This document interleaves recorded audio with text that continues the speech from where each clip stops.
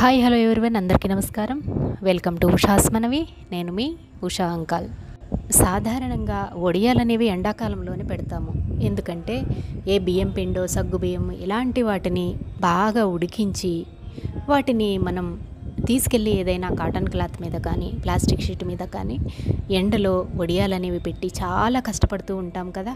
అవి ఓన్లీ వేసవి కాలంలో చేయడమే కుదురుతుంది. కానీ ఈరోజు మనం చేసుకోబోయే వడియాలనేవి చాలా స్పెషల్ అండి. ఎందుకంటే మనం ఈరోజు మిల్లెట్స్తో చేసుకోబోతున్నాము.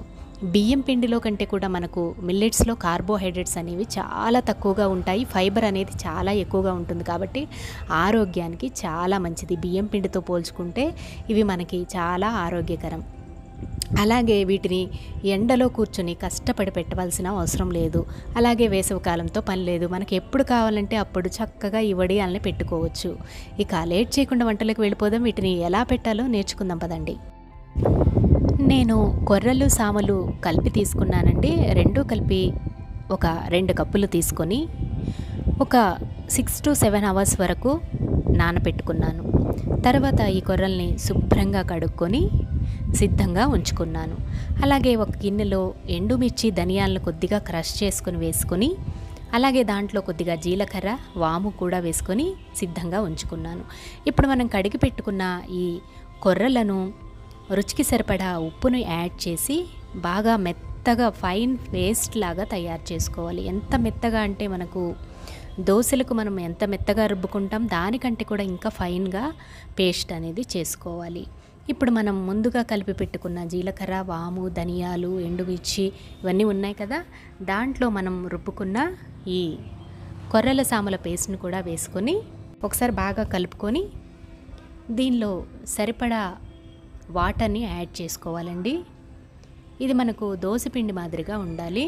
అలాగే ఒక గుడ్డలో 3/4 వంతు నీళ్లు పోసుకొని దానిపైన ఒక పల్చటి కాటన్ క్లాత్ అలాగే దానిపైన మరొక కాటన్ క్లాత్ కూడా వేసుకొని ఈ విధంగా ఆవిరికి ఉడికించుకోవడం కోసం క్లాత్ని ఈ విధంగా కట్టుకున్న తర్వాత దాన్ని మూత పెట్టి కొంచెం వేడి చేస్తే మనకు ఆవిరి అనేది పైకి కనిపిస్తుంది. ఆ టైంలో మనం ఈ విధంగా పిండిని దోసపిండిలాగా వేసుకోవాలి. వేసుకొని మనకు ఒక 20 సెకండ్స్ అండి ఉంచాల్సింది ఆ మూత. 20 సెకండ్స్ నుంచి మూత తీసేసి ఈ విధంగా మనం వడియం తీసేసి ఏదైనా ఒక క్లాత్ పైన ఆరబెట్టుకోవాలి అంతే. ఇదే విధంగా అన్ని వడియాలను కూడా మనం వేసుకోవచ్చు. ఈ విధంగా చాకుతో కొద్దిగా కదిలిచ్చి గంటెతో తీసేసుకుంటే చాలా ఈజీగా వస్తాయండి. అస్సలు అతుక్కుపోవు.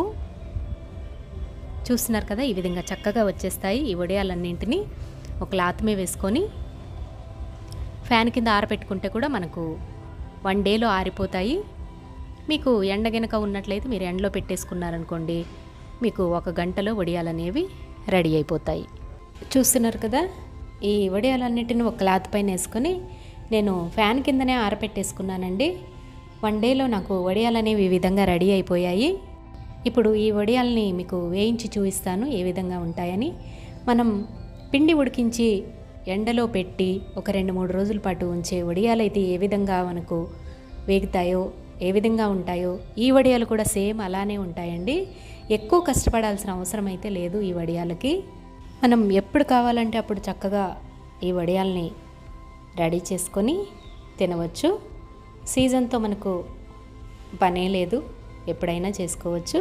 ఆరోగ్యకరమైన మిల్లెట్స్తో మనం వడియాలు తయారు చేసుకున్నాం. చూస్తున్నారు కదా, మీరు కూడా తప్పకుండా ఒకసారి ట్రై చేయండి, చాలా బాగుంటాయండి. మరి మీకు కనుక ఈ వీడియో నచ్చినట్లయితే మర్చిపోకుండా వీడియోని లైక్ చేసి షేర్ చేయండి. ఇలాంటి ఎన్నో వీడియోలు మన ఛానల్లో ఉన్నాయి, తప్పకుండా విజిట్ చేయండి. Thank you for watching.